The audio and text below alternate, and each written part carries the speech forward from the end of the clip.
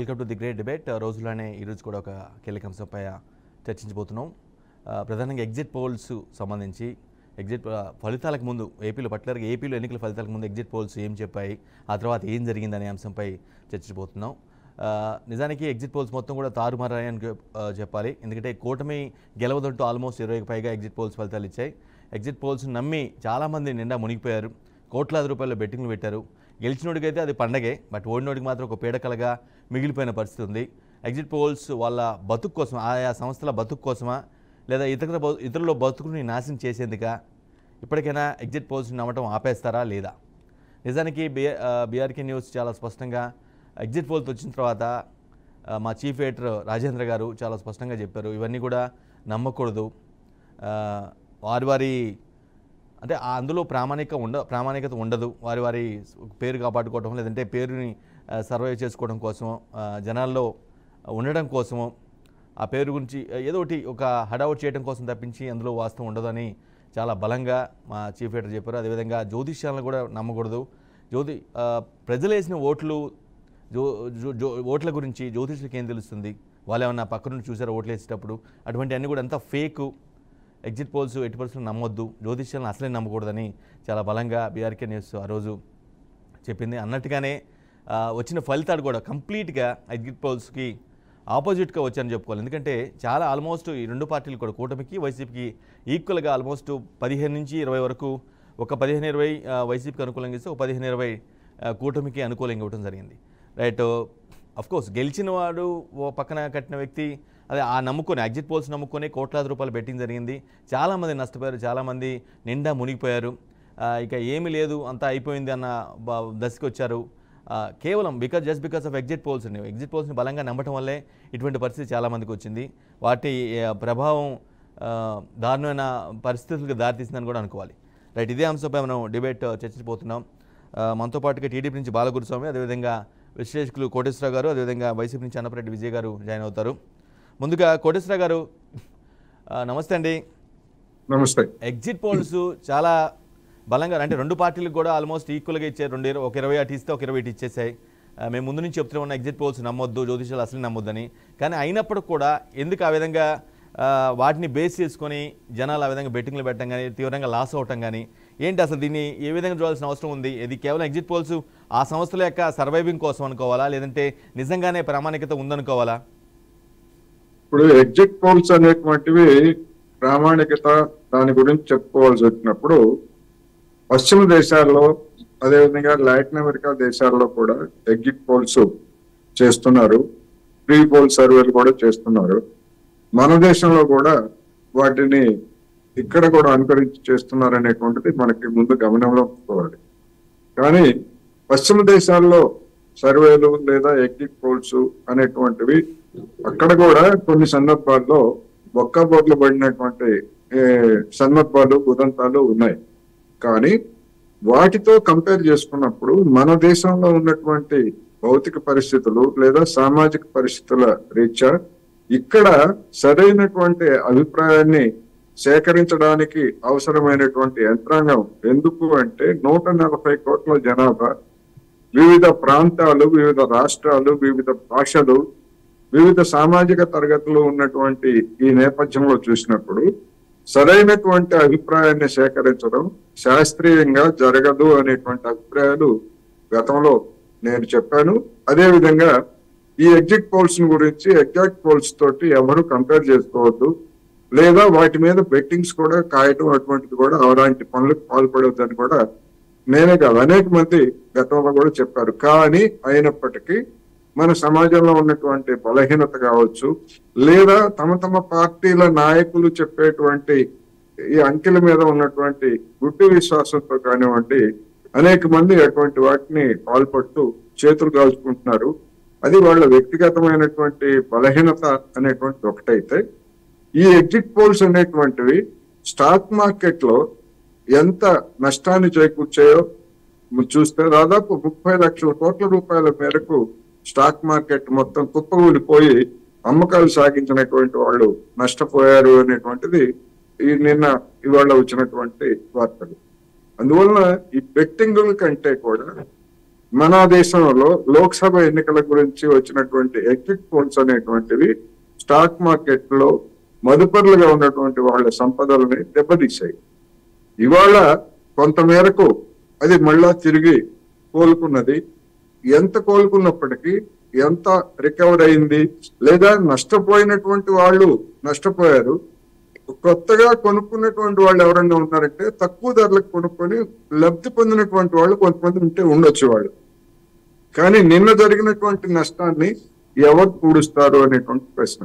అందువల్ల ఈ exit polls అనేటువంటి వాటిని ఇప్పటికైనా భవిష్యత్తులో జరిగే కోటేశ్వర గారు ఈ పరిణామాన్ని, ఎగ్జిట్ పోల్ సంబంధించిన ఈ పరిణామాన్ని ఆ పోల్ సర్వే చేసే వాళ్ళ తెలివితేటలు అనుకోవచ్చా, లేదంటే నమ్మే వాళ్ళ తెలివి తక్కువ తనం అనుకోవాలా? తెలివితేటలు కాదు, ఇది ఒక బిజినెస్ గా మారిపోయింది. కొన్ని పార్టీల తరఫున, కొన్ని పార్టీలనే ఉంది, ప్రతి పార్టీ తరఫున కొంతమంది ఈ పోల్ మేనేజ్మెంట్ వాళ్ళని కొంతమందిని సేకరించి డబ్బిచ్చి ప్యాకేజీలు ఇచ్చి సర్వేలు చేయించడం అనేటువంటిది ఒకటి. ఎన్నికల అంటే ఈ సర్వే అనేటువంటి ఒక ఎన్నికల ఎగ్జిట్ పోల్సే కాదు, క్యాండిడేట్ల గురించి కూడా సర్వేలు చేయిస్తున్నటువంటి పార్టీలు ఉన్నటువంటి మనకు తెలిసిందే. పార్టీ నిర్వహించినటువంటి సర్వేలో మీ దాని గురించి మీకు సరైనటువంటి మార్కులు రాలేదని చెప్పేసి ప్రకటించినటువంటి పార్టీలు లేదా పార్టీల నాయకుల గురించి కూడా మనకు తెలిసిందే. ఫలానా పార్టీ అని మనం చెప్పక్కర్లేదు, అన్ని పార్టీలు ఇదే విధమైనటువంటి ప్రక్రియలో ఉన్నాయి. అందువలన ఇది వ్యాపారంగా మారింది. వ్యాపారంగా మారిన తర్వాత ఆ వ్యాపారం అన్న తర్వాత అవాంఛనీయమైనటువంటి ధోరణులు చోటు చేసుకుంటాయి. ఆ అవాంఛనీయ ధోరణులతోటి కొంతమంది ప్రజల జీవితాలతోటి, కొన్ని కుటుంబాల జీవితాలతోటి ఆటలు ఆడుకుంటున్నారని కూడా మనం చెప్పుకోవచ్చు. రైట్. అన్నపరెడ్డి విజయ్ గారు, బెట్టింగ్ల గురించి విషయానికి వచ్చినట్లయితే, పర్టికులర్ ఎగ్జిట్ పోల్స్ బేస్ చేసుకొని బెట్టింగ్లు విషయానికి వచ్చినట్లయితే ఖచ్చితంగా అందరికంటే ఎక్కువ నష్టపోయింది మీ పార్టీ. ఎందుకంటే మీకు మీరే స్వయంగా చెప్పారు, వచ్చిన సర్వేలో ఎక్కువగా మెజారిటీ అనుకూలంగా ఫలితాలు వైసీపీకి ఇచ్చాయి కాబట్టి మీరు ఆబ్వియస్గా ఖచ్చితంగా మీరే బెట్టింగ్లు ఎక్కువ పెట్టుంటారు, వైసీపీ నేతలే ఎక్కువ పెట్టే అవకాశం ఉంటుంది. అవునా? ఆ లెక్కన చాలామంది మీ పార్టీ నేతలు కావచ్చు, కార్యకర్తలు కావచ్చు, చాలామంది నష్టపోయి ఉంటారు. ఇప్పటికైనా నమ్మొద్దని చెప్తారా మీ పార్టీ క్యాడర్ కానీ ఒక సందేశంలాగా? తొలిగా విజయాన్ని సాధించినటువంటి తెలుగుదేశం కూటమి వారికి శుభాభినందనలు. ఓటమి ఎటువంటిదైనా హోందాగా అంగీకరించడం అనేది రాజకీయాల్లో ప్రథమ లక్షణం. రెండోది, మీరు బెట్టింగ్ టాపిక్ లో ఇవాళ చెప్పారు కాబట్టి వ్యక్తిగతంగా నా వరకు చూస్తే నేను I'm against to that kind of things. దాన్ని పార్టీ గెలుస్తుందనో లేకపోతే మా విశ్లేషణ గురించో గట్టిగా చెప్పేటోళ్ళమే కానీ మేము బెట్టింగ్ల జోలికి వెళ్ళేటోళ్ళం కాదు. బెట్టింగ్లు అనేది వాస్తవంగా ఇవాళ వైసీపీ వాళ్ళు కట్టారా, టీడీపీ వాళ్ళు కట్టారా అనే దానికంటే విజయ్ గారు, subject to the correction complete గా బెట్టింగ్ అని కదా, ఎగ్జిట్ పోల్స్ ని బేస్ చేసుకొని జరుగుతున్న బెట్టింగ్ గురించి అంటే మన టాపిక్ ఖచ్చితంగా ఎగ్జిట్ పోల్స్. ఇప్పుడు ఆల్రెడీ కోటేశ్వరరావు గారు ఒక మాట చెప్పారు, శాస్త్రీయత శాంపిలింగ్ విధానాల్లో నిబద్ధత లేని సంస్థలు అని. ఇప్పుడు నాకు తెలిసింది, నాకు నిబద్ధత గల సంస్థ నాకు అనిపించింది, నేను చెప్పాను. యావరేజ్ ఇప్పుడు తీసుకుంటే అంతా బాగానే ఉంది అనిపించింది, రిజల్ట్ ఇంకో రకంగా ఉంది, ఇది వాళ్ళకు ఒక రకంగా ఉంది, వీళ్ళకు ఒక రకంగా ఉంది. మీరు కేకే సర్వే ఇలా అని మీరు చెప్పారు, నేను ఖండించాను. ఇంకొక సందర్భంలో మాకు ఆరామస్తాను బాగా చెప్పాడని నేను చెప్పాను. వీటన్నిటికీ ఏంటంటే ఓవరాల్ గా సిస్టమ్ లో ఉన్న ఫాల్ట్.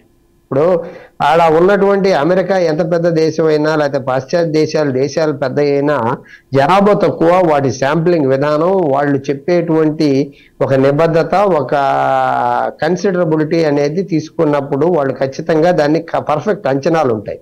ఇక్కడ ఏంటంటే ఎవరికి వారు అమ్ముడు పోయినటువంటి ఎగ్జిట్ పోల్ సంస్థలు కావచ్చు, అసలు సంస్థలు అప్పటికప్పుడు పుట్టుకొచ్చిన సంస్థలు కావచ్చు, ఎవరికి వాళ్ళు అనుకూలంగా చేసినటువంటి విధానాల వల్ల ఇవి తప్పుదో పట్టించాయా అంటంలో తప్పేం లేదు. కానీ అదే సమయంలో పార్టీలు ఇటువంటి వాళ్ళ మీద ఆధారపడకుండా సార్ మీరు చెప్పిన దాంట్లో ఒక కీ పాయింట్, ఇలా ఎగ్జిట్ పోల్ సంస్థలు కొన్ని పార్టీలకు అమ్ముడుపోయాయని మీరు ఒక పాయింట్ అన్నారు. సో ఆ లెక్కన ఆరామస్తాన్ గారు మీ పార్టీకి అమ్ముడుపోయారా?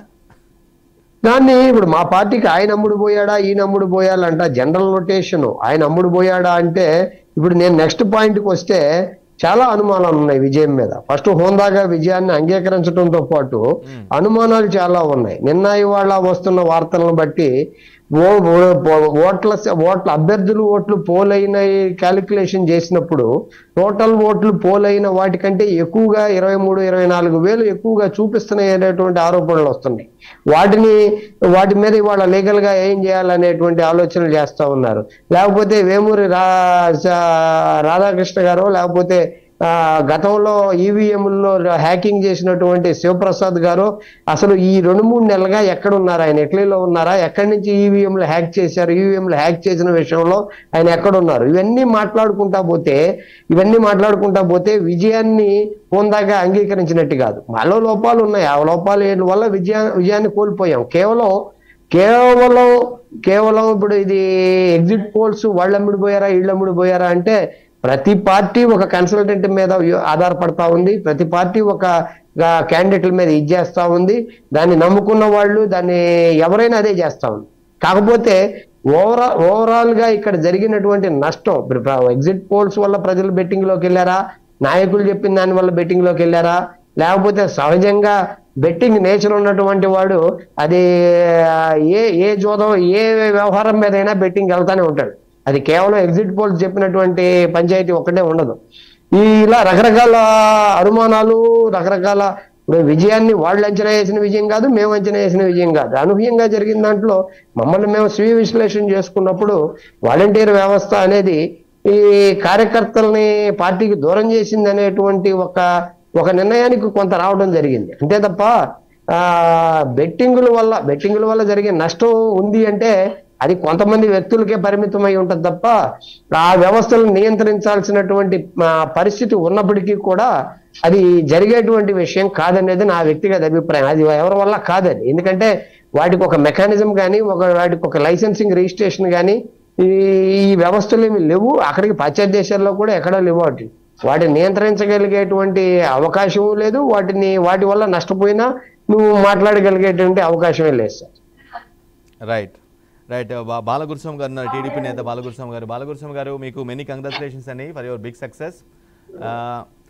అంటే చాలా సర్వేలు వచ్చినప్పుడు కూడా ఒక సర్వే మాత్రం మీకు వచ్చిన ఫిగర్కి ఎగ్జాక్ట్గా ఇవ్వడం జరిగింది. మిగతా సర్వేలు కొన్ని దగ్గరగా ఇచ్చారు, కొన్ని చాలా దూరంగా ఇచ్చారు, కొన్ని మీకు రావని కూడా ఇచ్చారు. బట్ ఈవెన్ అల్టిమేట్గా అయితే ఖచ్చితంగా మీ వైపు మీకు వ్యతిరేకంగా ఇచ్చిన సర్వేల వల్ల ఖచ్చితంగా మీ పార్టీ ఓడిపోతుందని, కూటమి ఓడిపోతుందని బెట్టింగ్ పెట్టినప్పుడు కూడా చాలామంది లాస్ అయి ఉంటారు, నో డౌట్ అందులో. సో మీరు ఎలా చూస్తారు ఈ పరిణామాన్ని మొత్తం? కానీ వెంకట గారు, ముందుగా మీకు గారికి బీఆర్కే ప్రేక్షకులందరికీ కూడా తెలియజేస్తున్నాను. మేము అంచనా వేసిన విజయానికి దగ్గరగానే వచ్చింది సార్. మీకు కూడా చెప్పాను, ఎందుకంటే మాకు 162% నేను గంట చెప్పాను, ప్రతిపక్షం కూడా ఉండదు అని చెప్పేసి నేను లాస్ట్ డిబేట్ లో మీతో చెప్తే మీరు కూడా అంత కరెక్ట్ గా, మీరు అంత కాన్ఫిడెన్స్ గా అంత గట్టిగా ఎలా చెప్తారని చెప్పి మీరు కూడా క్వశ్చన్ చేయడం జరిగింది నన్ను. నేను అప్పుడే చెప్పాను, ఎందుకనంటే లాస్ట్ టైము పోలవరం కట్టాము, పట్టణం ద్వారా పులికి నీళ్లు తెచ్చామని చెప్పాము, తాత్కాలిక రాజధాని నిర్మించాము, సంక్షేమ పథకాలు ఇచ్చాము, అన్ని చేసిన మాకే 23 ఇస్తే ఏం చేయని వీళ్ళకి ప్రతిపక్షం ఎలా వస్తుంది? రాదు కదా. లాజిక్ మిస్ అయ్యారు. అదే లాజిక్ నేను లాస్ట్ టైం చెప్పాను మీకు. మేము ఊహించిందే జరిగింది, మేము ఎక్స్పెక్ట్ చేసిందే జరిగింది. ఎందుకు ఆ విధంగా మేము ఎక్స్పెక్ట్ చేయడం జరిగింది అని అంటే, డే1 నుంచి చూడండి మీరు, ఫస్ట్ డే నుంచే అధికారంలోకి రావడంతో శాండ్ ని బ్యాన్ చేయడం జరిగింది. శాండ్ ని బ్యాన్ చేయడం ద్వారా దాదాపు రాష్ట్రంలో సుమారుగా బాలగురుస్వామి గారు, సారీ ఫర్ ది ఇంటరప్షన్. మీది సిగ్నల్ నెట్వర్క్ బాగాలేదు, చాలా మీ ఫేస్ సరిగా క్లియర్గా లేదు, మీ మాట కూడా డిస్టర్బ్ అవుతుంది, బ్రేక్ అవుతుంది. కొంచెం సరి చేసుకుంటే బెటర్, ఎందుకంటే మీరు చెప్పే మాటలు కూడా అర్థం అవ్వవు అలా ఉండటం వల్ల. ఓకే సార్, ఇప్పుడు కనిపిస్తుందా? కనిపిస్తుంది, బట్ ఫ్రీజ్ అవుతూ ఉంది. రైట్, మాట్లాడండి ఒకసారి. రైట్, ఇప్పుడు కొంచెం రన్నింగ్ లో ఉండటం వల్ల అట్లా ఉంది. అందువల్ల ఎందుకనంటే వైసీపీ ప్రభుత్వం వచ్చిన డే1 నుంచే వాళ్ళు ఏ విధంగా పరిపాలన చేశారు, ఏ విధంగా అడ్మినిస్ట్రేషన్ అనేది అందరు కల్లారా చూశారు. ఎందుకనంటే ఒక్క ఇసుకని ఆపడం వల్ల ఈ రోజు రాష్ట్రంలో 32 రంగాలు, అందరూ చేతి పనులు చేసుకునే వాళ్ళు, వ్యాపారస్తులు అందరూ కూడా జీవనోపాధిని కోల్పోయే పరిస్థితి ఉంది. వాళ్ళు వచ్చిన దగ్గర నుంచి శాండ్ కొనాలన్నా కూడా బంగారం అయితే ఈజీగా దొరుకుతుందేమో కానీ ఇసుక కూడా దొరకని పరిస్థితి రాష్ట్రంలో చూసాము. ఆ తర్వాత 1 by 1 చూసామంటే వీళ్ళ బిజినెస్ లన్నీ sand, land, non brand, gravel అన్ని అమ్ముకొని లాస్ట్ కి రాష్ట్రాన్ని గంజాయి వనంగా మార్చారు. అందువల్ల ఎందుకనంటే ఒకటే కాదు సార్, మనం ఆలోచించాల్సింది ఏంటంటే మేము బటన్ నొక్కాం అని చెప్తున్నారు.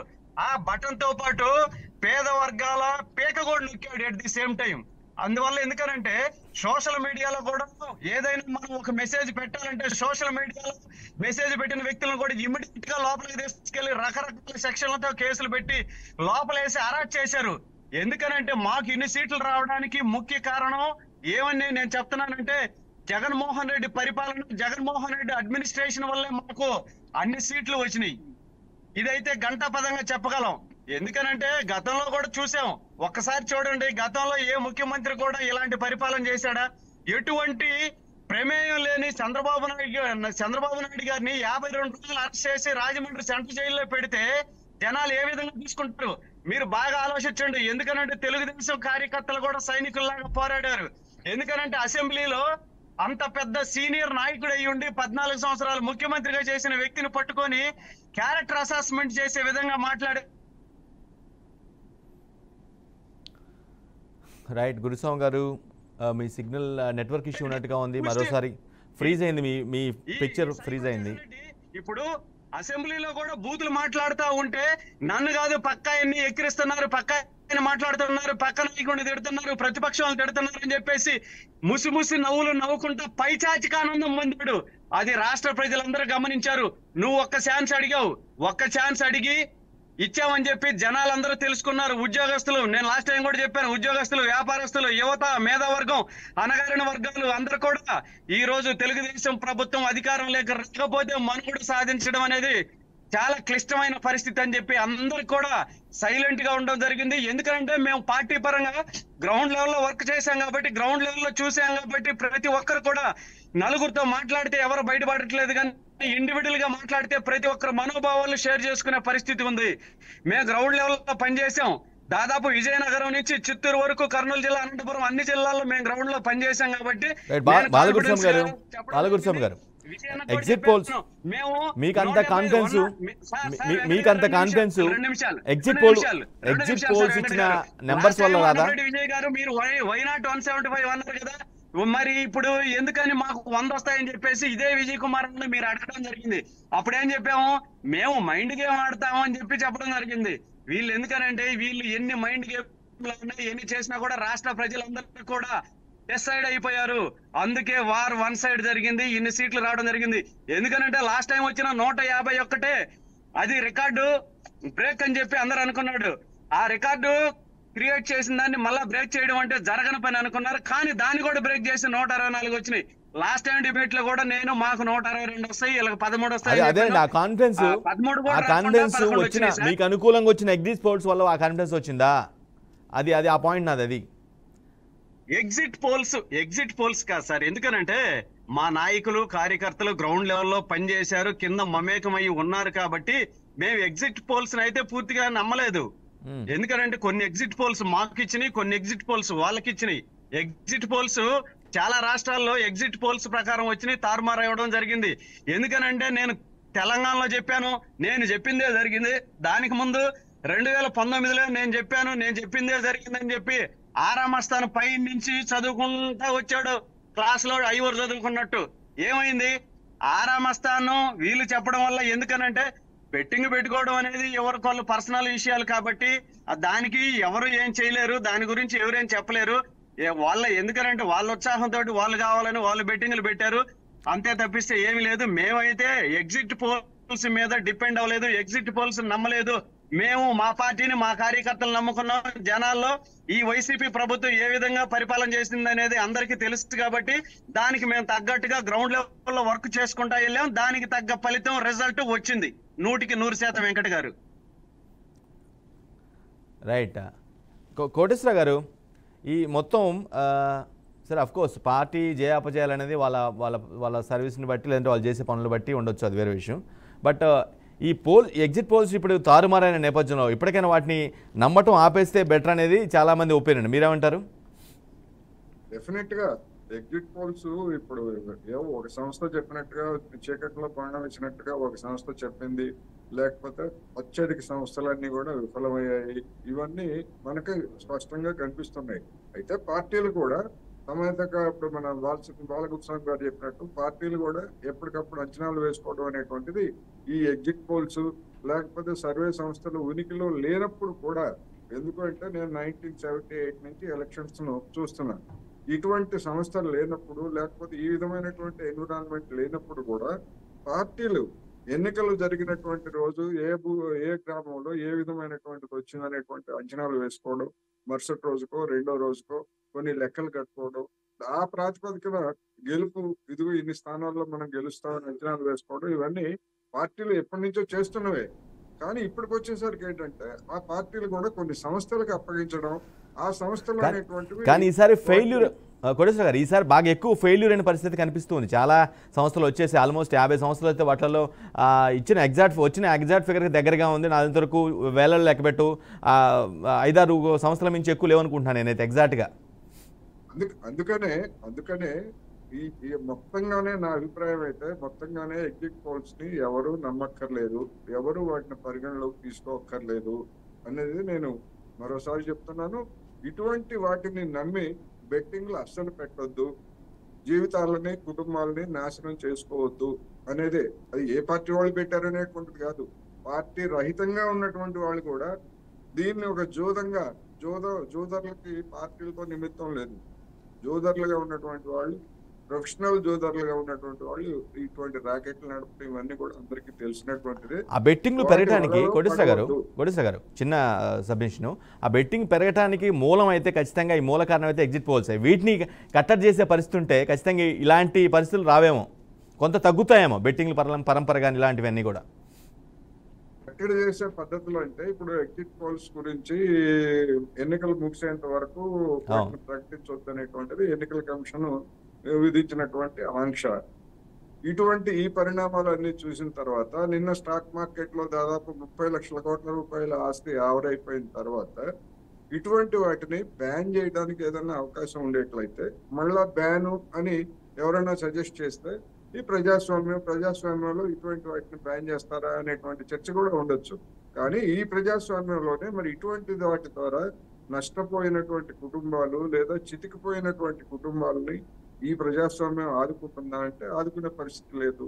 రెండోది, ఈ ఎగ్జిట్ పోల్స్ వల్ల ఆల్రెడీ ఓటు వేసిన తర్వాత చెప్పేటువంటి దానికి శాంటిటీ ఏముంది, అవసరం ఏముంది? ఎట్లాగో ఫలితాన్ని ఎవరైనా అంగీకరించాల్సిందే కదా. ఎగ్జిట్ పోల్స్ లో ఎలా వచ్చినాయి కానీ మేము దీన్ని అంగీకరించమని ఎవరు అనటానికి లేదు. అందుకని ఈ ఎగ్జిట్ పోల్స్ అనేటువంటి వాటిని లేదా ప్రీ పోల్ సర్వేలు అనేటువంటి వాటిని వీటి మీద ఆంక్షలు పెట్టినా తప్పులేదు, వాటిని నిషేధించినా కూడా ప్రజాస్వామ్యానికి కానీ అలాంటి పరిస్థితి ఉందంటారు? అసలు అలాంటి పరిస్థితి ఉందంటారు దేశంలో కానీ? లేదు. ఎందుకు అంటే ఈ ఎగ్జిట్ పోల్స్ కూడా లేదా ఈ ప్రీ పోల్ సర్వేలను కూడా ఒక మైండ్ గేమ్ కింద ఉపయోగించుకొని దాన్ని జనాల మైండ్ ని మార్చడానికి చేసేటువంటి ప్రయత్నాలు కూడా మనం చూస్తున్నాం. అందువలన ఇటువంటి వాటిని ఏ పార్టీ అయినా అఫీషియల్ గా సమర్థిస్తుందా లేదా అంటే నాకు తెలిసినంత వరకు అఫీషియల్ గా ఎవరు సమర్థించేటువంటి అవకాశం కూడా లేదు. ఇవన్నీ కూడా వీటన్నిటికీ చెక్ పడాలంటే ఈ డబ్బు కానివ్వండి, ఎగ్జిట్ పోల్స్ అవాంఛనీయ పరిణామాలు, లేకపోతే ఇటువంటివన్నీ కూడా వీటన్నిటికీ చెక్ పడాలంటే ఉన్నంతలో దామాషా ప్రాతినిధ్య విధానాన్ని కనుక తీసుకొచ్చేట్లయితే దాని ప్రాతిపదికన ఎవరికి ఎన్ని వస్తే అన్ని సీట్లు ఆ ప్రాతిపదికన వచ్చేట్లయితే ఈ ఎన్నికల్లో డబ్బు, ఓట్ల కొనుగోలు, లేకపోతే ఫలానా క్యాండిడేట్ గెలుస్తాడు లేదా ఫలానా క్యాండిడేట్ ఓడిపోతాడు అనేటువంటి బెట్టింగులకి లేదా ఇటువంటి వాటికి చాలా వరకు తెరపడుతుంది. అందువలన ఇటువంటి పరిస్థితి ఇప్పుడు అనేక దేశాల్లో మనం చూస్తున్నాం. ఎన్నికల సర్వేలు చేస్తున్నారు. ఇప్పుడు మన ఎన్నికలకు ముందు దక్షిణాఫ్రికాలో జరిగినటువంటి ఎన్నికల గురించి కూడా సర్వేలు వచ్చాయి. ఆ సర్వేల్లో 40% వరకు అధికారంలో ఉన్నటువంటి పార్టీకి 40% వస్తుందని చెప్పేసి అనేక సర్వేలు చెప్పాయి. అంటే దాదాపు అన్ని సర్వేలు ఒకే విధమైనటువంటి సంఖ్యని చెప్పాయి. వాస్తవానికి కూడా అదే జరిగింది. కానీ అలాంటి పరిస్థితి మన దేశంలో ఉన్నటువంటి ఎగ్జిట్ పోల్స్ లో కానీ ప్రీ పోల్ సర్వేలో కానీ అటువంటి పరిస్థితి ఎక్కడా లేదు. అందుకని వీటి మీద ఆంక్షలు పెట్టడం సరైనదే అనేటువంటిది ఈ సందర్భంగా నేను చెప్పదలుచుకున్నాను. రైట్. అన్నపరెడ్డి విజయ్ గారు, కాస్త కూస్తో తెలుగు రాష్ట్రాల్లో కాస్త కూస్తో క్రెడిబిలిటీ ఉన్న సంస్థ ఆరా సంస్థ అనుకున్నాం, అందరం కూడా అదే అనుకున్నాం. బట్ వన్స్ ఆయన రివీల్ చేసిన తర్వాత మీకు ఫెచ్చింగ్ ఇచ్చి ఉంటారు, మీకు వైసీపీకి అనుకూలంగా ఇచ్చారు కాబట్టి ఆబ్వియస్గా చాలామంది దాన్ని బేస్ చేసుకొని బీభత్సంగా పెద్ద ఎత్తున పందాలు పెట్టి చాలా నష్టపోయినారు. ఇప్పటికైనా సరే ఆరా కావచ్చు ఇంకోటి కావచ్చు అటువంటి సంస్థల్ని పక్కన పెట్టే పరిస్థితి ఉందనుకోవచ్చా మీ వైపు నుంచి? పెద్దలు కోటేశ్వరరావు గారి దగ్గర చెప్పినట్టుగా ఏంటంటే, నెంబర్ 1 పార్టీలు తమ వ్యూహాలని, తమ స్వీయ అనుభవాలని, తమ నాయకులు తమ ఆలోచన విధానాన్ని పక్కన పెట్టి, అది ఎవరైనా కావచ్చు, ప్రశాంత్ కిషోర్ అనేవాడు మోడీ వాడితో మొదలయ్యాడు, జగన్ గారు పెట్టుకున్నారు, ఇవాళ రాబిన్ అనేవాడిని చంద్రబాబు గారు పెట్టుకున్నారు, ప్రశాంత్ కిషోర్, ఇట్లా రకరకాల వ్యక్తుల్ని మన వ్యూహాలని మన ఆలోచన విధానాన్ని వదిలేసి కన్సల్టెంట్ల మీద ఆధారపడటం అనేటువంటిది టెక్నాలజీ పరంగా మారిన తర్వాత ఇంతకంటే మెరుగ్గా చేద్దాం అనేటువంటి వ్యూహంలో అన్ని పార్టీలు వెళ్తా ఉన్నాయి. ఇక రెండోది ఏంటంటే ఆ డిపెండెన్సీ, తన వ్యూహాలను తన ప్రజలతోటి నేరుగా కనెక్టివిటీ. ఇక్కడ మాకైతే కనపడింది ఏంటంటే వాలంటరీ వ్యవస్థ ద్వారా ప్రజలకు మేలు జరిగిన వైసీపీ కేడర్కి నష్టం జరిగింది అనేటువంటి ఒక స్వీయ విశ్లేషణలో మేము వచ్చాం. అదే సమయంలో కనెక్టివిటీ అనేది డైరెక్ట్గా లేనప్పుడు ఎవడో ఒకటి మీద ఆధారపడి వాడిచ్చిన రిపోర్టుని తీసుకొని ముందుకెళ్ళినప్పుడు జరిగేటువంటి అనర్థాలు ఇటువంటివే ఉంటాయి. సరే, ఇక వాళ్ళు ఈయనకు అనుకూలంగా చెప్పారంటే 5 ఏళ్లకు ఒకసారి జరిగే ఈ తతంగంలో ఇవన్నీ కామన్ అయిపోయాయి. ఇక ఓవరాల్గా ఏంటంటే ఆయన పక్కన పెట్టం ఈయన పక్కన పెట్టం అని పార్టీలు తమ నాయకుల మీద, క్షేత్రస్థాయి నాయకుల దగ్గర నుంచి, ఇప్పుడు గతంలో సర్పంచ్ ఎంపీటీసీ నుంచి జెడ్పీటీసీ నుంచి ఎమ్మెల్యే. మ్యూట్లో పడినట్టుకున్నారు, చెక్ చేసుకుని ఒకసారి విజయ్ గారు, మ్యూట్లో ఉన్నట్టున్నారు. కార్పొరేట్ నాయకులు అయితే ఎప్పుడైతే వస్తా ఉన్నారో అసలు ప్రజలతో సంబంధాలు ఉన్న నాయకులు పార్టీల్లో పోటీ చేయడం మానేశారు. అన్ని పార్టీల్లోనూ జరుగుతూ ఉన్న విషయం. ఇప్పుడు ఏంటంటే అతని గురించి అర్జెంటుగా 1 వారం రోజులు 10 రోజుల ముందు క్యాండిడేట్లు అనౌన్స్ చేసే క్రమంలో అప్పటికప్పుడు వాళ్ళ సమాచారం సేకరించడంలో పార్టీలు ఇటువంటి ఏజెన్సీల మీద ఆధారపడతా ఉన్నాయి. దాన్ని మనం పాక్షికంగా అంగీకరిస్తున్నాం, వచ్చిన క్యాండిడేట్ని మనం ఓట్లేస్తూ ఉంటాం. ఇటువంటివన్నీ జరిగేటువంటి క్రమంలో ఈ టెక్నాలజీ వల్ల వచ్చినటువంటి దీన్ని మెరుగనుకోవాలా, లోటు అనుకోవాలా, ఒక ఆయనకి మెరుగు అనిపించవచ్చు, ఇంకొక ఆయన ఓడిపోయినానికి ఇది నష్టం అనిపించవచ్చు. ఓవరాల్గా ఏంటంటే ఇవాళ సోషల్ మీడియాలో నియంత్రణ లేని విధంగానే ఇటువంటి వ్యవస్థల మీద నియంత్రణ కూడా అనుకున్నంత, ఇప్పుడు మన టీవీలో డిబేట్ చేసినంత తేలికైతే కాదు. ఈ సంస్థల్ని ఒక గొడుగు కిందకో లేకపోతే ఒక నియంత్రణ విధానంలోకి తీసుకొచ్చేసేసి చేసేటువంటి రాజ్యాంగపరమైనటువంటి అవకాశాలు ఎంత మాత్రం లేవు. సరే, ఆంక్షలు పెడతారు, 2 రోజులు ఆగమంటారు, 3 రోజులు ఆగమంటారు, వాక్ స్వాతంత్రం, ఫ్రీడమ్ ఆఫ్ స్పీచ్ దగ్గర నుంచి ఎన్నో సమస్యలు వస్తూ ఉంటాయి. ఇక్కడ ఎవరికి వాళ్ళు స్వతంత్రంగా స్వీయ నియంత్రణ విధానాన్ని పాటించగలవా, లేకపోతే మా పార్టీనా ఇంకో పార్టీనా అంటే అసలు రాజకీయం అనే దానికి రూపురేఖలు మార్చిందే ఈ స్ట్రాటజిస్టులు, ఇటువంటి వ్యూహకర్తలు, ఇటువంటి వాళ్ళు అనేది నా వ్యక్తిగత అభిప్రాయం. ఇటువంటి పరిస్థితికి లేకుండా అసలు పాత రోజుల్లోంచి కింద నుంచి సర్పంచి, వార్డు మెంబర్ దగ్గర నుంచి ముఖ్యమంత్రి దాకా కనెక్టివిటీ ఉన్నటువంటి పార్టీలు ఇవాళ రాజకీయాల్లో ఏమీ లేవు. ప్రతి ఒక్కళ్ళు ఒక టెక్నాలజీ మీద ఆధారపడటం, ఒక సర్వే మీద ఆధారపడటం, ఒక డిపెండెన్సీ పెరిగినాక ఇటువంటి సంస్థలు పుట్టుకురావడంలో పెద్ద ఆశ్చర్యకరమైనటువంటిది ఏం కాదు. కానీ విజయ్ గారు, కావాలని మనందరం కోరుకున్న నియంత్రణ సాధ్యం కాదనేది నా వ్యక్తిగత అభిప్రాయం. నేనేమంటానంటే ఒక సంస్థ పేరు ఒక వ్యక్తి వచ్చి ఒక పేరు పెట్టేసుకొని నాది పలానా సంస్థ అని చెప్పేసి 3.5 కోట్ల మందిని, ఫర్ ఇన్స్టాన్స్ ఏపీ ఎగ్జాంపుల్ తీసుకుంటే 3.5 కోట్ల మందిని అంచనా చేసి ఇగో ఇది ఫిగర్ రాబోతుందని అంటే అది అసలు యాక్చువల్గా వినటానికి కూడా కొంత నమ్మశక్యం కాదు. కానీ ఏదో వాళ్ళు చేసిన ప్రమోషనో లేదంటే ఇంకో అంశమో బాగా ప్రమోట్ చేసుకోవటం, రీజన్ ఏదైనా సరే మొత్తానికి నమ్ముతున్నారు, భారీగా మోసపోతున్న పరిస్థితి ఉంటుంది. అవునా కాదు? ఇది నిజమే కదా? 100%. ఇప్పుడు మీకు ట్రెడిషనల్ మీడియా ఉంది సార్, మనం ఇటు నుంచి వెళ్దాం. ట్రెడిషనల్ మీడియాలో పాత రోజుల్లో మనకు ప్రింట్ మీడియా ప్రామాణికం. ప్రింట్ మీడియాలో ప్రింట్ చేసిన దానికి RNI రిజిస్ట్రేషన్ నెంబర్ ఉంటుంది. రేపు పొద్దున ఏమన్నా తేడా వస్తే ఎడిటర్ని క్వశ్చన్ చేసేవాళ్ళం. తర్వాత ఎలక్ట్రానిక్ మీడియా శకం వచ్చింది. ఎలక్ట్రానిక్ మీడియా శకంలో నిబద్ధత గల సంస్థలు ఎన్ని, వాళ్ళు చేసేటువంటి డిబేట్లు ఎన్ని, వాటిల్లో ఉన్నటువంటి వాస్తవాలు ఏంటి, వాటిని రిపాజిటరీ ఏంటి, వాటి మీద క్వశ్చనబుల్ అథారిటీ ఏంటి, ఇవన్నీ లేవు. ఇవన్నీ తర్వాత అదే విధంగా సోషల్ మీడియా, ఈ రెండిటికి కొంత బ్రాడ్కాస్టింగ్ కౌన్సిల్లోనో లేకపోతే ఆర్ఎన్ఐలోనో ప్రెస్ కౌన్సిల్ ఆఫ్ ఇండియాలోనో మనకి ఎంతో కొంత క్వశ్చనింగ్ అథారిటీ ఉన్నప్పుడు సోషల్ మీడియా వ్యవస్థకు వచ్చేసరికి వాడు పేరు పెట్టి చెప్పాడా, పేరు పెట్టకుండా చెప్పాడా అంటే అది సర్వే సంస్థ అని చెప్పాడా, దానికి ఏమన్నా రిజిస్ట్రేషన్ మెకానిజం ఉందా, దానికి ఏమన్నా ఒక ఇంతమంది ఎంప్లాయీస్ ఉండాలంటే ఒకటి ఉందా, శాంప్లింగ్ విధానం ఏమన్నా ఉందంటే విధి విధానాలు ఎక్కడా లేనప్పుడు ఇటువంటి సంస్థలు పుట్టుకొస్తూనే ఉంటాయి. ఇటువంటి సంస్థల్ని నా బోటోళ్ళు కానీ మీ బోటోళ్ళు కానీ లేదా ఎవరైనా నమ్ముతానే ఉంటాం. నమ్మాల్సిన పరిస్థితులు మనకు అనుకూలంగా చేతులు కాలినాక వీటి మీద చర్చ జరుగుతూ ఉంటుంది. చర్చ జరిగిన తర్వాత వీటిని నియంత్రించేటువంటి విధి విధానాలు ఏమిటి అంటే అది biggest question mark in the constituency it self. ఎందుకంటే ఇప్పుడు రేపొద్దున ఫలానా వ్యవస్థని నియంత్రించాలి అనేటువంటి మాట మనం మాట్లాడినంత తేలిక కాదు ఆ వ్యవస్థని. ఎందుకంటే ఇవి పుట్టుకొచ్చేది మళ్ళీ ఎన్నికలు వచ్చేటప్పుడే ఈ వెలుగులోకి వస్తాయి. మళ్ళీ ఈ లోపల ఈ 5 ఏళ్ల కాలంలో ఇప్పుడు మనం 1-2 రోజుల్లో దీన్ని చర్చించినంత కూలంకషంగా దీని మీద సీరియస్ గా తీసుకొని ఇవాళ ఎలక్షన్ కమిషన్ కానీ లేకపోతే రేపు అధికారంలోకి వచ్చేవాళ్ళు కానీ ఇంకొకళ్ళు కానీ దీన్ని తీసుకొని ఒక చట్ట రూపంలో తీసుకొచ్చే అవకాశం ఎంత మాత్రం లేదు. ఇది ఇలా జరిగిపోతూనే ఉంటాయి, దీనివల్ల నష్టాలు జరుగుతూనే ఉంటాయి. దీన్ని ఎవరేం చేసేది లేదనేది నా వ్యక్తిగత అభిప్రాయం. రైట్. బాలగురుస్వామి గారు, అఫ్ కోర్స్ ఇచ్చిన ఎగ్జిట్ పోల్స్లో మా మెజారిటీ అంటే ఒక్కటే చాలా రైట్గా మీకు దగ్గరగా ఇచ్చింది, చాలా పిన్ పాయింట్గా డైరెక్ట్గా స్పష్టంగా ఇచ్చింది. మిగతా అన్నీ కూడా ఆల్మోస్ట్ దగ్గరగానో దూరంగానో లేదంటే చాలా వ్యతిరేకంగా ఇచ్చాయి. బట్ 6వ మస్తన్ సర్వే వచ్చిన తర్వాత మీ పార్టీలో కూడా కొంత భయాందోళన జరిగింది అనేది ఒక వాదన.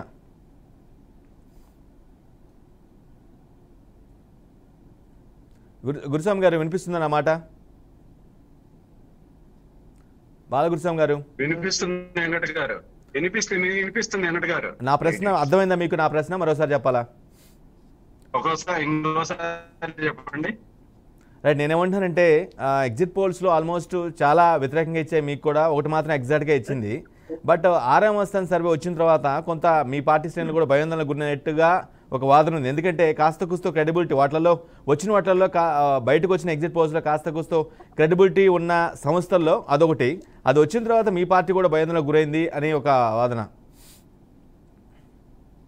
ఎట్టి పరిస్థితుల్లో భయాందోళనకు గురి కావడం అనేది అది కరెక్ట్ కాదు వెంకట గారు. ఎందుకు ఆ మాట చెప్తున్నాను అని అంటే, ఇప్పుడు ఒకసారి మీరు సర్వేలు తీసుకోండి, వీళ్ళు ఏమన్నా పైన దిగి వచ్చిన దేవుళ్ళే కాదు. ఒక నియోజకవర్గంలో మినిమం ఎన్ని శాంపిల్స్ తీసుకుంటారు? ఒక 60, 70, రోజుకి 20, 25, 100 ఇట్లా రకరకాలుగా తీసుకుంటారు.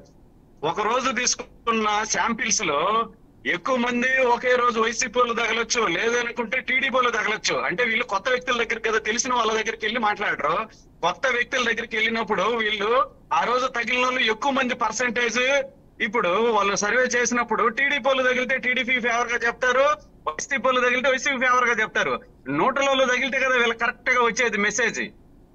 దాంట్లో భాగంగా ఎక్కువ చోట్ల వీళ్ళ అదృష్టం బాగుండి ఆ సర్వే, ఆ రాష్ట్రానికి సంబంధించిన సర్వే వీళ్ళు మొదలు పెట్టినప్పుడు ఏళ్ళ టైం బాగుండి ఎక్కువ మంది న్యూట్రల్స్ తగిలితే రిపోర్ట్ కరెక్ట్ గా వస్తుంది. లేదు ఒక పార్టీకి సంబంధించిన వాళ్ళు తగిలితే దానికి అట్లా వెళ్ళిపోద్ది.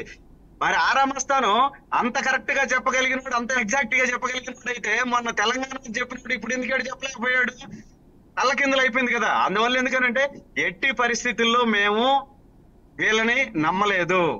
సెఫాలజిస్టులు ఎందుకనంటే వాళ్ళు కొంతమందిని పెట్టుకుంటారు, జీతాలు ఇస్తారు ఎవరన్నా. ఎందుకంటే దాని మీద ఇంట్రెస్ట్ ఉన్న కంపెనీలు కావచ్చు, ఇంట్రెస్ట్ ఉన్న పార్టీలు కావచ్చు, వీళ్ళు బయట వాళ్ళ చేత కొంచెం ఎంక్వైరీ చేయించుకుంటారు, అది ఒక ఆనందం.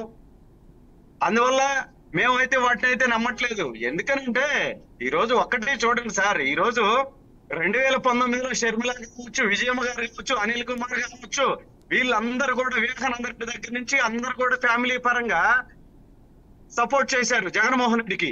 ఈ ఎలక్షన్ లో చూడబోతే చెల్లెళ్ళు ఇద్దరు కడప వీధుల్లో కొంగు బట్టి సాపారు. రాజశేఖర్ రెడ్డి బిడ్డ కొంగు సాపి అడుగుతుంది ఓట్లేయండి అని. ఆలోచించండి, ఈయన పార్టీ నిలబడిందంటే 3200 కిలోమీటర్లు పాదయాత్ర చేసింది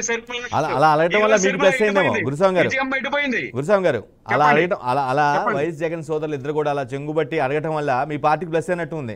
గతంలో ఎప్పుడు లేని విధంగా వచ్చింది మీకు అక్కడ.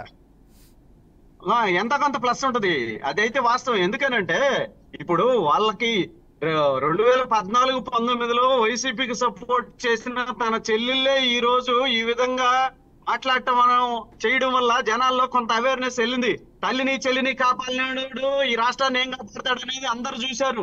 వీటితో పాటు ఎందుకనంటే సొంత బాబాయ్ చచ్చిపోతే ఆ రోజు సిబిఐకి ఇవ్వాలి ఈ కేసులు అని చెప్పేసి ప్రతిపక్షంలో ఉన్నప్పుడు మాట్లాడాడు. తన అధికారంలోకి వచ్చిన తర్వాత ఏం చేశాడు? సిబిఐ అక్కర్లేదని చెప్పాడు. 5 సంవత్సరాలు ముఖ్యమంత్రిగా ఉండి బాబాయ్ మర్డర్ కేసును కూడా తేల్చలేని దద్దమ్మ ముఖ్యమంత్రి భారతదేశంలో ఎవరున్నారంటే ఒక జగన్మోహన్ రెడ్డి. అందువల్ల ఎందుకనంటే తన కుటుంబాన్ని కాపాడుకోలేకపోయాడు.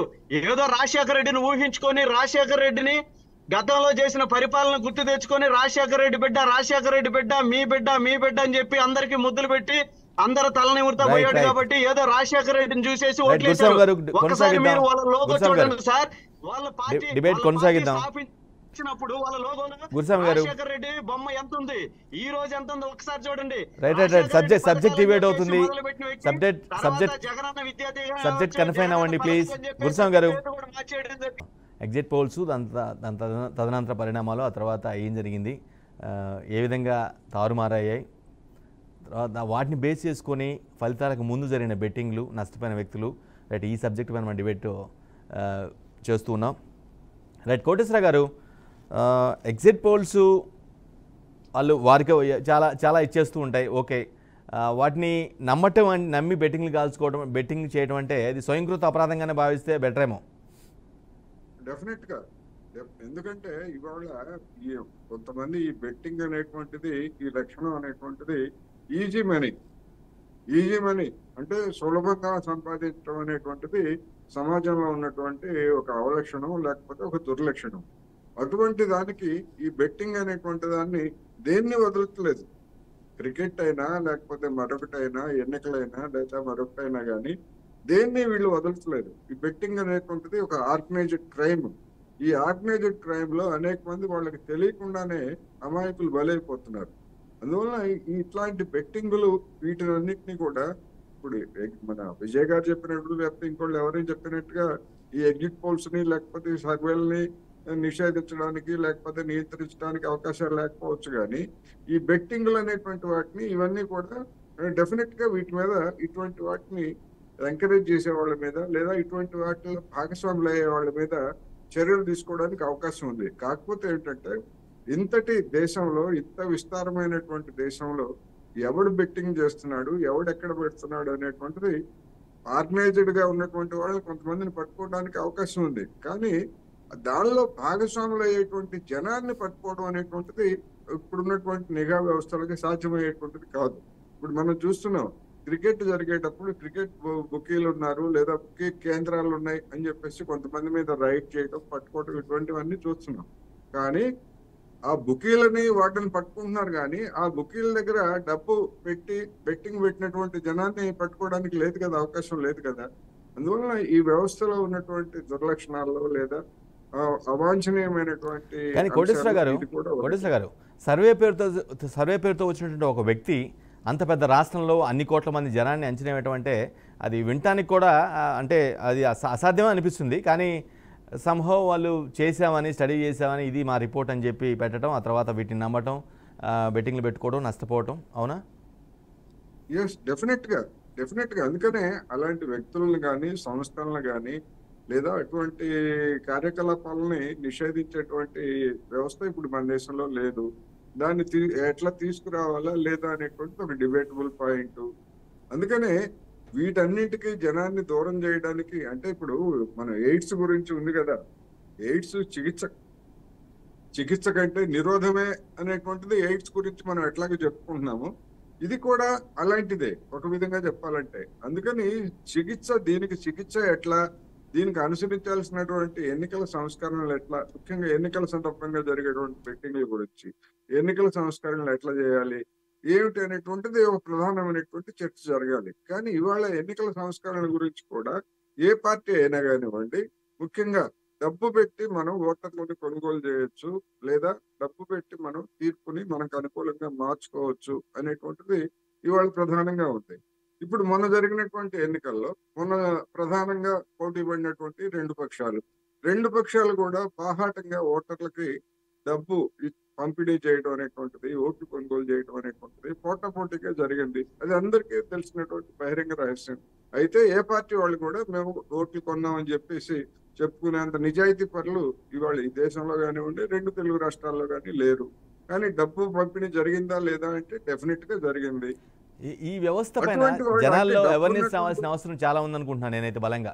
పర్టికులర్గా ఎగ్జిట్ పోల్స్ కానీ ఆ తర్వాత ఎందుకంటే జరిగే పరిణామాలు కానీ. జనంలో అవేర్నెస్ అనేటువంటి దానికంటే నేను అందుకే చెప్పింది, ఎయిడ్స్ కి చికిత్స లేదు, నివారణే అన్నట్టుగా ఇటువంటి దాన్ని జనానికి మొత్తం మ్యాసివ్ గా జనం మొత్తాన్ని అవినీతి పరులను చేయడానికి లేదా ప్రలోభాలకు గురి చేయడానికి డబ్బున్నటువంటి శక్తులు, లేకపోతే ఏంటండి 5,000 కోట్లు, 4,000 కోట్లు, 3,000 కోట్లు ఉన్నటువంటి వాళ్ళందరూ కూడా ఎన్నికల్లో ఎమ్మెల్యేలుగా, ఎంపీలుగా పోటీ చేసి వాళ్ళు ఏమి సాధిద్దామని, ఏ ప్రజాసేవ చేద్దామని, లేకపోతే ఏమి చేద్దామని వస్తున్నారు వాళ్ళు. అందువలన ఈ ఎన్నికల వ్యవస్థలో ఉన్నటువంటి లోపమే ఇది ప్రధానమైనటువంటిది. అందుకనే పశ్చిమ దేశాల్లో కానివ్వండి, ఇప్పుడు మన జరిగినటువంటి, నేను ఇందాక చెప్పినటువంటి సౌత్ ఆఫ్రికాలో అది దామాషా పద్ధతి ఉంది. రాష్ట్రాల వారి సీట్లని ఉంటాయి, దేశం మొత్తంలో ఆ ఓట్లను బట్టి ఏ పార్టీకి వచ్చేదాన్ని బట్టి అన్ని సీట్లు కేటాయిస్తారు. ఎవరికి ఏ సీట్ వస్తుందో తెలియదు. ఎలిమినేషన్ ప్రాసెస్ లో ముందు తక్కువ ఓట్లు వచ్చినటువంటి వాళ్ళకి సీట్లు కేటాయిస్తారు. ఇటువంటివి అనేక దేశాల్లో ఉన్నాయి. ఒక సౌత్ ఆఫ్రికానే కాదు, లాటిన్ అమెరికా కానివ్వండి, ఐరోపా కానివ్వండి, ఈవెన్ జపాన్ లో కూడా 2 రకాలు ఉన్నాయి. ఒకటి కాన్స్టిట్యూషన్, మనకు మళ్ళీ కాన్స్టిట్యూషన్లు సగం సీట్లకి నియోజకవర్గాలు ఉంటాయి, సగం సీట్లు దేశవ్యాప్తంగా వచ్చినటువంటి పార్టీలకు వచ్చినటువంటి ఓట్ల ప్రాతిపదికన సగం సీట్లు నింపుతున్నారు. ఇట్లా రకరకాల పద్ధతులు ఉన్నాయి. ఎక్కడ ఏ దేశంలో కూడా మన దేశంలో మాదిరి ఒక సామాన్య ఓటర్ దగ్గరికి వెళ్ళి డబ్బిచ్చి ఓట్లు కొనేటువంటి వ్యవస్థలు అనేటువంటివి, పద్ధతులు అనేవి లేవు. ఇతరత్ర జనాన్ని ప్రలోభ పెట్టేటువంటి అంశాలు అమెరికాలో కానివ్వండి, ఇతర దేశాల్లో ఉన్నాయి, అవి లేనమని అంటలా. కానీ వ్యక్తిగతంగా డబ్బిచ్చి ఓట్లు కొనడం అనేటువంటిది బహుశా మన దేశంలో, మన 2 తెలుగు రాష్ట్రాల్లో ఇటీవల కాలంలో ఉన్నంతగా ప్రపంచంలో ఎక్కడా లేదనేటువంటిది నా అభిప్రాయం. పొలిటికల్ పార్టీస్ కూడా వీటిని సపోర్ట్ చేయడం అంటే నమ్మటం, కొంత విశ్వసించడం వల్ల వీటి ప్రభావం ఇంత ఎక్కువగా పెరిగిపోయింది అనేది ఒక వాదన. అవునా? నమ్మటం కాదు, ఎంకరేజ్ చేస్తున్నాయి. డబ్బు కానీ లేదా ఇటువంటి మైండ్ గేమ్లతోటి, సర్వేల పేరుతోటి మైండ్ గేమ్లు, దానికి అనుగుణంగా ఓట్ల కొనుగోలు, ఇవన్నీ కూడా ఇంటర్లింక్డ్, ఒకదానికి ఒకటి సంబంధం ఉన్నటువంటి అంశాలు. దేన్ని మనం విడివిడిగా చూడలేము. ఇవన్నీ కూడా వ్యవస్థలో ఉన్నటువంటి అవలక్షణాలు. ఈ అవలక్షణాలు అన్నింటినీ కూడా మనం విడివిడిగా చూడలేము, వ్యక్తులుగా మనం కూడా చూడలేము. ఫలానా పార్టీలో ఫలానా మంచి వ్యక్తి, ఆ మంచి వ్యక్తి ఫలానా ఆ పార్టీ చేసేటువంటి తప్పుడు విధానాలని సమర్థిస్తాడు. అందుకని వ్యక్తుల్ని లేకపోతే ఇటువంటి వాటిని కూడా మనం విడివిడిగా చూడలేము అనేది నా అభిప్రాయం. రైట్. విజయ్ గారు, కొంత సరే ఎగ్జిట్ పోల్స్ గురించి ఇప్పటివరకు మాట్లాడుకున్నాను, బట్ పొలిటికల్గా ఒక క్వశ్చన్ అడగాలి. ఎందుకంటే లాస్ట్ టైం మీకు 151 సీట్లు వచ్చిందంటే అది ఒక రికార్డు, ఒక సెన్సేషన్, అది చరిత్ర పుటలో నిలిచిపోతుంది అని అనుకున్నారు. రైట్, అది పక్కన పెడదాం. కానీ ఇప్పుడు వచ్చిన రిజల్ట్ మాత్రం అంతకంటే బీభత్సంగా. ఎందుకంటే 151 నుంచి మీరు 11కు పడిపోవడం అంటే ఈ స్థాయిలో ఫెయిల్యూర్ అనేది ఎందుకు జరిగింది అనుకుంటున్నారు? దాని కారణాలు ఏమనుకుంటున్నారు? ఆల్రెడీ ఒక విశ్లేషణ ఒకటి జరిగింది. కార్యకర్తలనే పార్టీ పట్టించుకోలేదు అనేటువంటిది ఒక విధానపరమైన అంతర్గతంగా ఇది గత కొన్ని సంవత్సరాలుగా 2-3 ఏళ్లుగా ఇది చర్చ నడుపుతున్నట్టు నాబోటోళ్ళు నిర్ద్వందంగా బయటికి మాట్లాడుతున్నప్పటికీ కూడా వాలంటరీ వ్యవస్థ అనేది ప్రజలకు ఎంత మేలు చేసిందో అదే వాలంటరీ వ్యవస్థ నాయకుడికి కార్యకర్తకి ఉన్న లింకుని తెగొట్టేసిందనే విషయాన్ని ఇప్పటికీ అధిష్టానం గుర్తించినట్టుగా కనపడతా ఉంది. ఎందుకంటే నాతో మీతో పని లేకుండా పథకాలు ప్రతి పేదోడింటికి చేరిపోయినాయి అనేది, మేలు జరిగింది అనేటువంటిది కార్యకర్త కూడా నా అవసరం లేదేమోలే అనేటువంటి ఒక విధానంలో కార్యకర్త కూడా పనిచేస్తూ వచ్చాడు. ఎంతో మంది అభిమానులు ఉన్నప్పటికీ అటువంటి భావనలో పార్టీ కోసం పనిచేయడం, పర్టికులర్గా ఎలక్షన్ టైంలో ప్రచారం చేయలేదనుకుంటున్నారా? అంటే కష్టపడలేదనుకుంటున్నారా? చెయ్యలేదు అనే దానికంటే కూడా వీళ్ళు ఎంత చేద్దాం అనుకున్నా కూడా నాయకులు ఇప్పుడు ఆ మెకానిజం ఏదైతే జగన్ గారు కానీ పార్టీ అధిష్టానం కానీ చూజ్ చేసుకుందో, ఆ చూజ్ చేసుకునే అవసరంలో కార్యకర్త ఎంత అభిమానంతో ముందుకు వచ్చినా కూడా ఆ మెకానిజంలో అతని అవసరాన్ని, అతని వాడుకను పార్టీ తీసుకోలేదు. అధిష్టానం చేసిన పెద్ద తప్పుల్లో అది ఒకటని మాత్రం నేను వ్యక్తిగతంగానే కాదు, బహిరంగంగా కూడా నేను మాట్లాడుతూనే ఉన్నాను. కార్యకర్త అనేవాడు పార్టీని డీలింగ్ చేయబడి పూర్తిగా వాలంటరీ వ్యవస్థ వల్ల వాలంటరీ వ్యవస్థ ప్రజలకు మేలు చేసిందే కానీ పార్టీ క్యాడర్ని పూర్తిగా నిర్వీర్యం చేసిందనే విషయాన్ని నేను బహిరంగంగానే మాట్లాడుతా ఉన్నా. ఆ విషయం అది ప్రధానమైన అంశం. రెండోదిగా ఇప్పుడు అన్నం లేనివాడికి అన్నం పెట్టిన దానికి మనకి ఓట్లు వస్తాయి అనేటువంటిది, ఎంతో మంచి చేశాం మాకు రాలేదనేటువంటి జగన్ గారి మాటల్లో నేను దాన్ని ఇంకో రకంగా ఎలా డెఫినేషన్ చెప్తానంటే, ఇప్పుడు అన్నం లేనివాడికి అన్నం పెట్టాం, అన్నం పెట్టినవాడికి ఇల్లు ఇచ్చాం, ఇల్లు ఇచ్చిన తర్వాత ఇంకో సౌకర్యం ఇచ్చాం అన్న తర్వాత ఇంతకంటే ఎక్కువ ఇస్తానన్నడికి మనం ఎందుకు ఓటేయకూడదు అనేటువంటి ఒక విధానంతో ప్రజలు వెళ్ళిపోయారనేది 100% నిజం. అంతకు మించి ఇక్కడ మనం మేలు చేయలేదని కానీ ఇంకోటని కాదు. పార్టీ క్యాడర్ ఎంత క్యాడర్ ఉన్నప్పటికీ కూడా ఆ క్యాడర్ని 100% వైఎస్ఆర్ కాంగ్రెస్ పార్టీ అధిష్టానం వాలంటీర్ల మీద బేస్ అయ్యి వీళ్లతో మనకి పని లేదనే విధానం మీద అది నిర్వీర్యం చేసిందనే, స్వీయ నిర్వీర్యం చేసుకున్నారనేటువంటిది 100% వాస్తవం. దాన్ని ఎవరు ఒప్పుకోకపోయినా రిజల్ట్ రెండు ఆప్షన్స్ ఉన్నాయి విజయ్ గారు. ఒకటి మీరు చెప్పిన ఆప్షన్ ఏంటంటే ఇతర పార్టీ మనకంటే బెటర్గా ఇస్తుందనే మాటలు నమ్మి ఓట్లు వేయడం ఒక ఆస్పెక్ట్ అయితే, రెండో ఆస్పెక్ట్ ఏంటంటే అసలు చేసిన పాలన బాగాలేదు, ఖచ్చితంగా వెళ్ళగొట్టాలని ఆ కాన్సెప్ట్లో కూడా, ఆ ప్రాస్పెక్ట్లో కూడా ఓట్లు వేసారేమో, అట్లెందుకు ఆలోచించట్లేదు? ఇప్పుడు ఓడిపోయిన తర్వాత మనం ఏమి మాట చెప్పినా అవతల వాళ్ళ మాటని మనం వినాల్సిందే. కానీ మా ఫస్ట్ అనాలిసిస్ ఏంటంటే, కార్యకర్త అనేవాడికి ఓటర్ మీద లేకపోతే మన అభిమానుల మీద ఎటువంటి కంట్రోల్ లేకపోవటం, ఎటువంటి పర్యవేక్షణ లేకపోవటం. వాలంటీర్ అనేవాడు అతనికి పథకాలు ఇచ్చాడు, వాలంటీర్ అనేవాడు అతను దాటా తెచ్చాడు, వాలంటీర్ అనేవాడు మీరు అన్నట్టుగా ఆయన అన్నట్టుగా ఏ పార్టీలో ఎవరెవరు ఏం చేశారో ఆ ప్రలోభాలు అయితే అన్ని పార్టీలో ఇచ్చినట్టుగా ఈ పార్టీలో సక్రమంగా జారేశారు, పోల్ మేనేజ్మెంట్ వ్యవస్థలో అన్ని చేశారు. ఇక్కడ ఎక్కడా కూడా స్థానికంగా ఉన్నటువంటి ఆ కార్యకర్త నాయకుడి పాత్ర లేకపోవడం అనేది. రెండోది ఏంటంటే, కొత్తగా వచ్చినటువంటి క్యాండిడేట్లు ఏంటంటే, ఈ కార్యకర్తని నమ్ముకునే కంటే మనకు ఆల్రెడీ వెల్వర్స్డ్ మనకి ఏదో ఒక నిఘా సంస్థలు ఇచ్చినటువంటి డేటా ద్వారా మేము చాలా బాగా పనిచేసాం అనేటువంటి ఒక కార్పొరేట్ మెకానిజంలో పనిచేయటంలో కార్యకర్త ఎంతో ఇప్పటికీ ఉన్నటువంటి 40% ప్లస్ ఓట్ షేరింగ్ తో ఇంత దారుణమైన పరిస్థితుల్లో కూడా 40% ఓట్ షేరింగ్ ఉన్న విషయాన్ని మనం ఎవరు మర్చిపోకూడదు. వాళ్ళంతా అభిమానులే అయినప్పటికీ కూడా, పార్టీ కార్యకర్తలు అయినప్పటికీ కూడా ఈ అతి నమ్మకం, వ్యవస్థను బాగు చేయాలి, ట్రాన్స్ఫర్మేషన్ అనేటువంటి విధానంలో వెళ్ళినప్పుడు ఈ సిస్టమ్ ని కార్యకర్తలు తెలుగుదేశం లాగా జనభూమి కమిటీ లాగా చేసి నా కార్యకర్తలని నేను ఇన్వాల్వ్ చేసి చెడ్డ పేరు రాకూడదని ఆయన భావించిన క్రమంలో ఇక్కడ ఒకటి జరగబోయి ఒకటి జరిగి చేతులు కాల్చుకున్నారనే దాంట్లో 100% ఒప్పుకోవాల్సిందే. 100% ఒప్పుకుందే. పార్టీ కార్యకర్త అనేవాడు పార్టీ నాయకులతోటి పార్టీతోటి డీలింగ్ అయ్యాడు. వాడి మీద ఉన్న అభిమానం అతనికి ఉన్నప్పటికీ కూడా అతన్ని వాడుకోవడంలో పార్టీ విఫలమైంది. రైట్. బాలగురుస్వామి గారు, ఫైనల్కి వచ్చాను. బాలగురుస్వామి గారు, ప్రభుత్వ అంటే ఏదైతే వైసీపీ అధికార ప్రభుత్వం యొక్క పాలసీ విధానాన్ని పనితీరుని ప్రజలు వ్యతిరేకించారనుకోవాలా, లేదంటే రెండు బలమైన సామాజిక వర్గాలు చెందినటువంటి వ్యక్తులు కూటమిగా ఏర్పడటం వల్ల ఓట్స్ పోలరైజేషన్ జరిగి మీరు లాభపడ్డారంటారా? ఏదనుకోవాలి? వెంకట గారు ఇంకోసారి చెప్పండి. రైట్, రెండు బలమైన సామాజిక వర్గాలు చెందినటువంటి వ్యక్తులు కూటమిగా ఏర్పడటం వల్ల ఆ ఓట్స్ పోలరైజేషన్ జరిగి మీరు లాభపడ్డారనుకోవాలా, లేదంటే ప్రభుత్వ పనితీరుని నచ్చక కంప్లీట్గా వ్యతిరేకించారనుకోవాలా? ఈ రెండిట్లో ఏదో ఒకటి జరిగి ఉండాలనుకుంటున్నాను. ప్రభుత్వ పనితీరు నచ్చడం లేదనేది 100% రైట్, ఫస్ట్ ఆఫ్ ఆల్.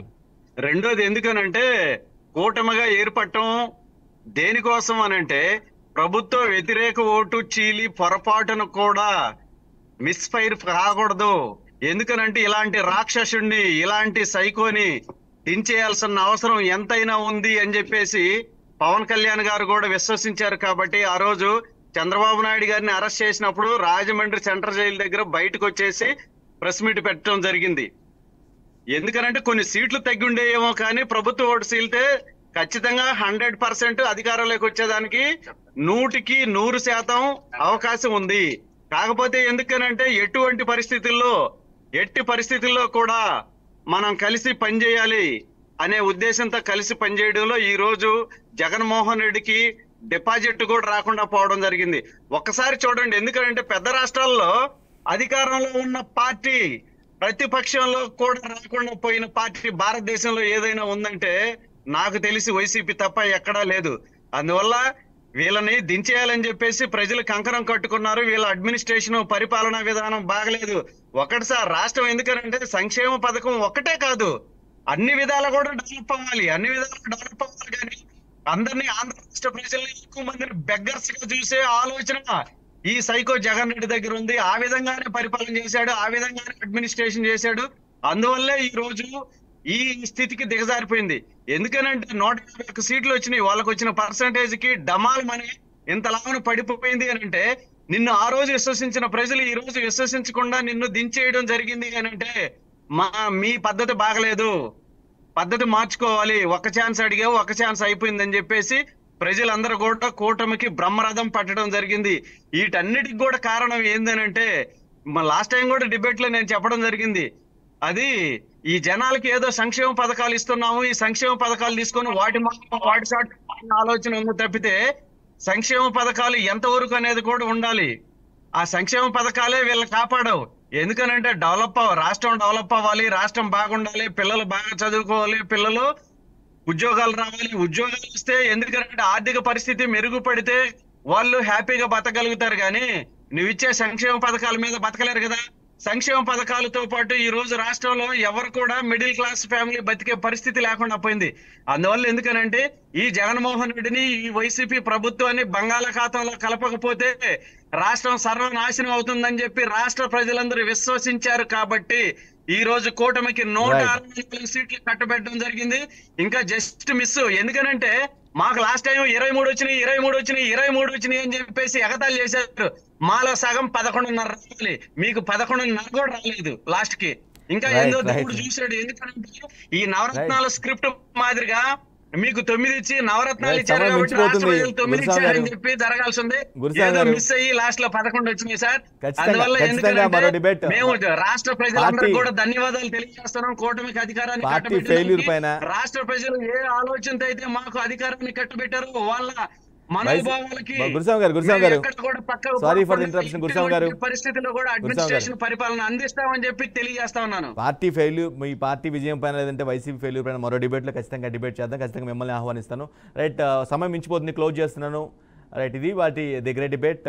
ఖచ్చితంగా ఎగ్జిట్ పోల్స్ని బేస్ చేసుకొని పెట్టే బాగా విపరీతంగా నమ్మి వాటిని ఆధారంగా చేసుకొని బెట్టింగ్లు పెట్టి మొత్తం కుటుంబాలని బతుకులు మొత్తం నాశనం చేసుకోవడం మాత్రం కరెక్ట్ కాదు. ఎగ్జిట్ పోల్స్ని కానీ జ్యోతిష్యాలు కానీ ఇటువంటి వాటిని బీఆర్కే న్యూస్ పొరపాటును కూడా నమ్మదు. రైట్, ఇది వాళ్ళ దగ్గర డిబేట్. మరో డిబేట్లో మళ్ళీ కలుద్దాం. అప్పటివరకు చూస్తూనే ఉండండి బీఆర్కే న్యూస్ తెలుగు సత్తా.